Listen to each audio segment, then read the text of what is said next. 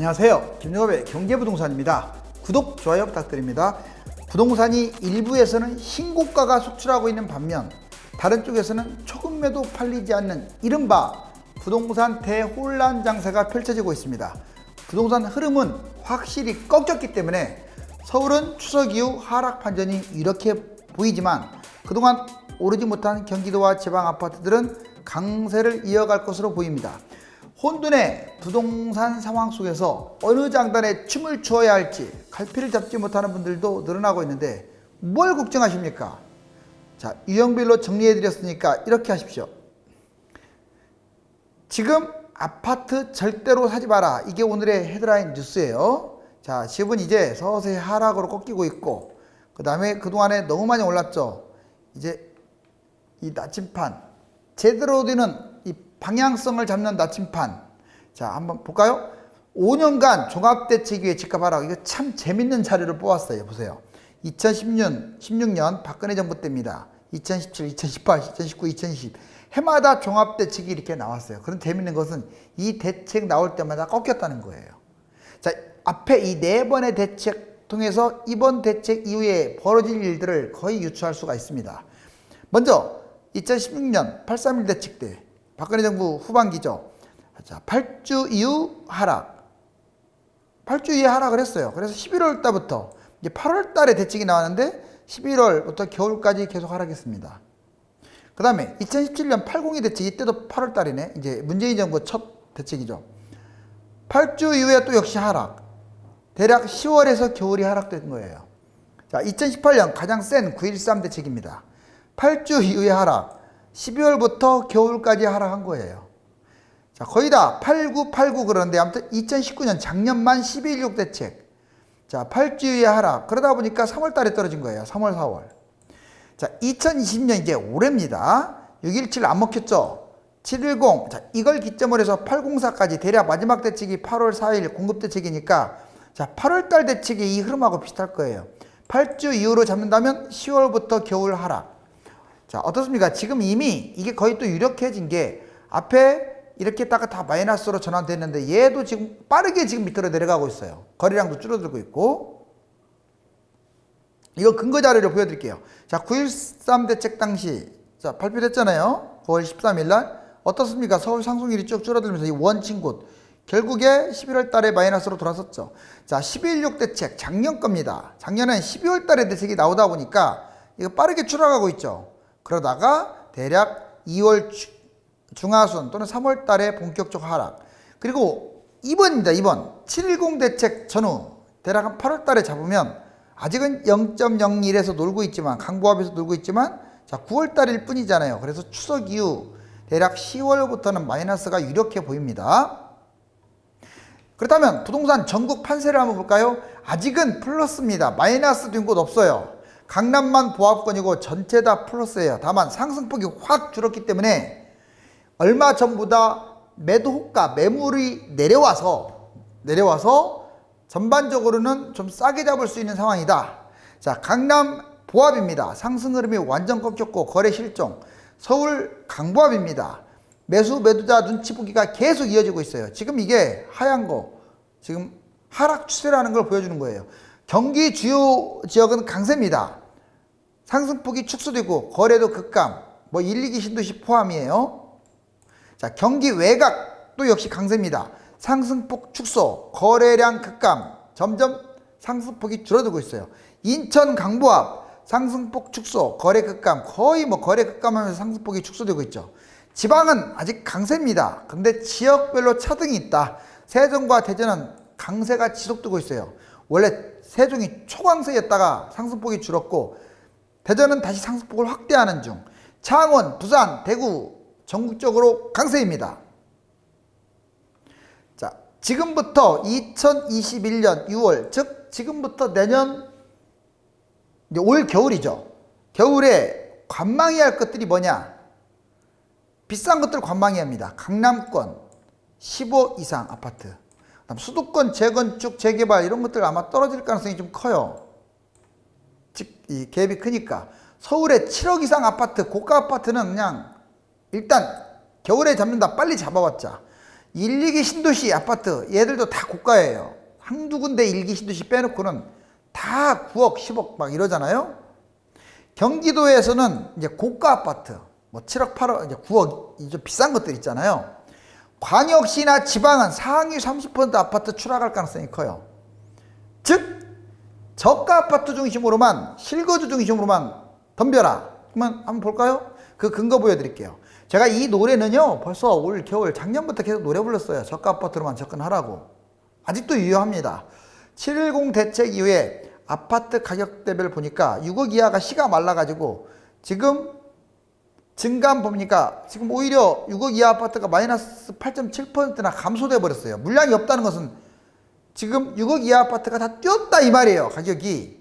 그 다음에 6억 초과 아파트도 지금 더 올랐고 9억 초과 15억 이하는 상대적으로 이제 얘들이 올라오는 바람에 플러스인데 다른 말로 바꾼 다음에 얘들의 상승폭이 줄었다. 15억도 그래요.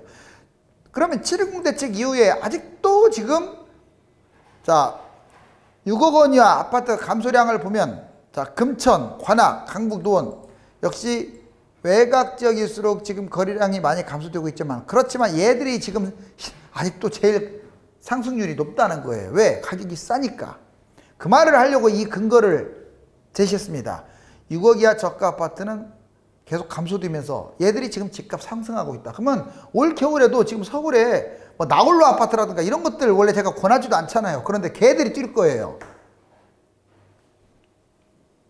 자, 그 다음에 집값 단기적 상승할 가능성이 있는 것.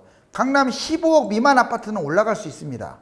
주로 어떤 것들이냐? 저평가, 소단지, 나홀로 아파트 이런 것들밖에 없는데 얘들이 그동안 3, 4년 동안 별로 못 갔다면 뛸 거예요. 볼 것도 없이. 이미 뛴 것들도 있잖아요. 자, 서울 7억 미만 저평가 소단지. 그렇죠. 역시 단지 세대수가 원래 많은 걸 잡아야 하는데 세대수가 많은 것들이 지금 너무 뛰어버렸잖아요. 상대적으로 지금 뛰고 있는 것들은 세대수가 적은 것들이 뛰고 있어요. 안 뛰었다면 잡아도 돼요. 그런데 너무 많이 뛰었다면 이제 조심해야죠. 황금성도 떨어지니까.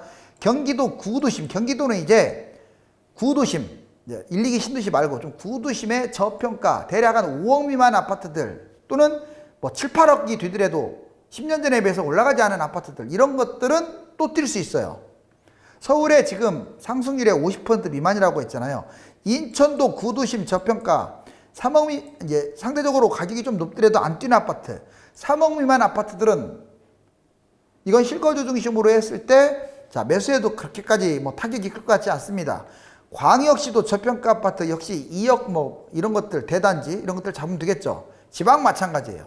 즉 가격이 좀 있더라도 별로 올라가지 않은 아파트나 올라가지 않은 아파트는 올겨울에 뛸 가능성이 높잖아요.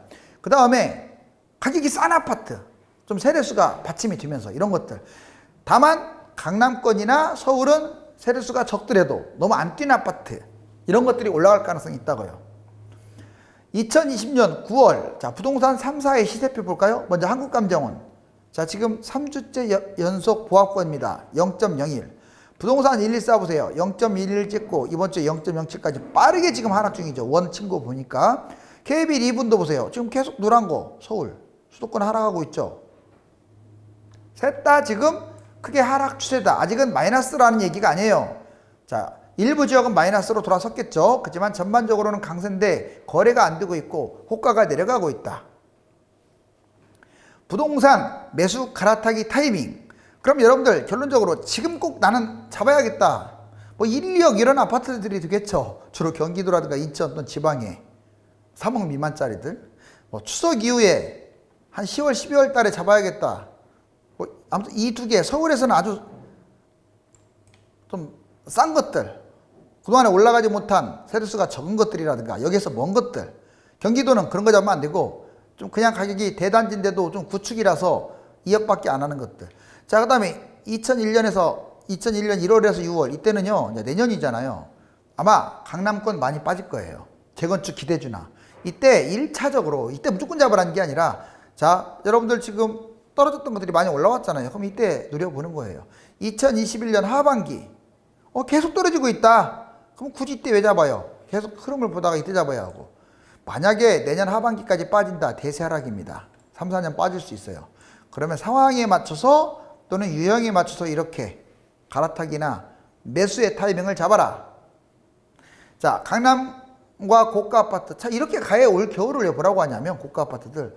이거 보세요. 2019년 11월, 21월 1.5억 했던 게, 자, 음악 아파트.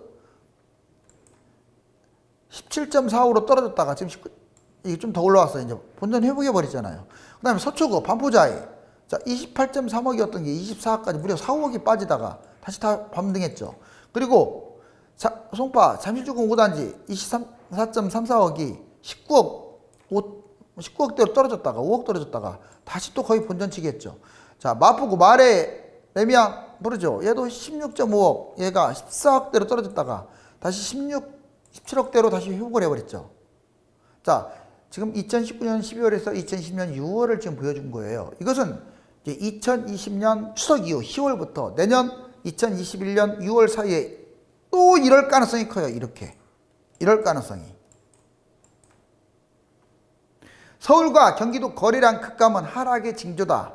자, 1만 5천 건대가 3,700건으로 거의 뭐 5분의 1 토막 났죠. 그리고 여기 보시면 최근 거. 자, 경기도 보세요. 3만 4천, 2만 2천, 9천으로 약 3분의 1, 4분의 1 줄었네요. 4분의 1.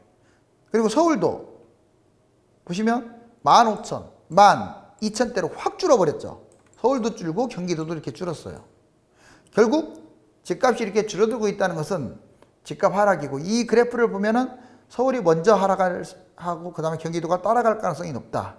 경기도가 하락 반전하느냐 안 하느냐, 여기서 경기도는 1, 2기 신도시는 서울로 생각하라고 그랬어요. 반전하느냐 안 하느냐는 뭐에 달린 줄 아세요? 바로 서울이 하락폭이 확대되느냐 소폭 하락하느냐에 따라서 달라졌어요. 자, 그 다음 여기 실질적으로 매수의 지수 이게 100이 제로잖아요. 100. 근데 이미 95, 6으로 좀 떨어졌잖아요. 서울, 강북, 강남 다. 이미 매수 우위 장세가 펼쳐지고 있다 이거예요. 이거 KB 자료입니다. 서울 주요 지역 급매물. 자, 강남도 지금 늘어나고 있어요. 급매물이 늘어나고 있어요. 양천 늘어나고, 서초 늘어나고, 송파 늘어나고, 마포 늘어나고. 아마 8월 30일 대비 9월 11일인데 이제 지금은 더 늘어나겠죠. 좀 시간이 지나면 더 늘어납니다. 도중에 이렇게 안 좋아졌다가 확 꺾이는 사례가 없었어요.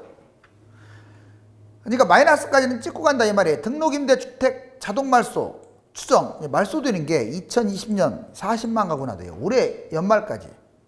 자, 여기 보시면 약 3분의 2가 수도권에 몰려 있는데, 수도권에 오히려 수도권이 인구가 반절이고 세대수도 반절인데 임대주택 사업이 집중된 게 3분의 2 가까이가 인구보다 더 많이 수도권에 몰려 있어요. 4분의 1이 아파트입니다. 그 중에서도. 대략 따져봤더니 8만 가구가 지금 수도권에서 쏟아질 거예요. 그러면 자, 40만 가구 쏟아지게 되면 집값 하락에 영향을 줄 거고, 여러분들 과거 경제 위기 시에 주택 가격 위안 위기 때 폭락을 했죠. 여기 보시니까. 자, 그 다음에 글로벌 금융위기 때 이렇게 내려갔죠. 그리고 이거 오히려 거꾸로 지금 질병 사태 때는 뛰고 있어요. 집값이 유동성 때문에. 자, 한 방에 훅 갑니다. 서울 부동산 버블, 이게 지금 100입니다. 100을 기준으로 해서 지금 한동안 이렇게 조금 안정화했다가, 문제는 이게 다 지금 플러스라는 거예요. 여기도 지금 플러스라는 거고, 잠깐 빠졌다가 이렇게 마이너스, 이렇게 지금 다시 또 올라가고 있어요. 그러니까 집값 서울 부동산 버블 수준이 세계 최고 수준이고요. 집값만 그런 게 아니에요. 빚도 그래요. 한국 가계비 GDP 대비 90.9 세계 최고 수준이라고 아예 뉴스에서 뽑았는데, 실질적으로 한국 90.9, 영국 84.4, 미국 75.6, 선진국 평균이 73.2. 어떻게 해서 이 지경을 만드는 줄 아세요? 이 지경이 된 이유는 전세자금 대출이 가장 컸어요. 또 두 번째가 뭔지 아세요? 신용대출. 지금 은행끼리 경쟁한 거야. 왜? 은행끼리 영업 뛴 거예요. 막 대출해주면서. 정부는 시효만 하고 있고 대출 좀 제대로 좀 잡지. 자, 서울 아파트 매입자 연령 비율 2020년에 패닉바잉 30대 보세요. 28.8에서 33.4로 무려 지금 확 늘어나고 있죠.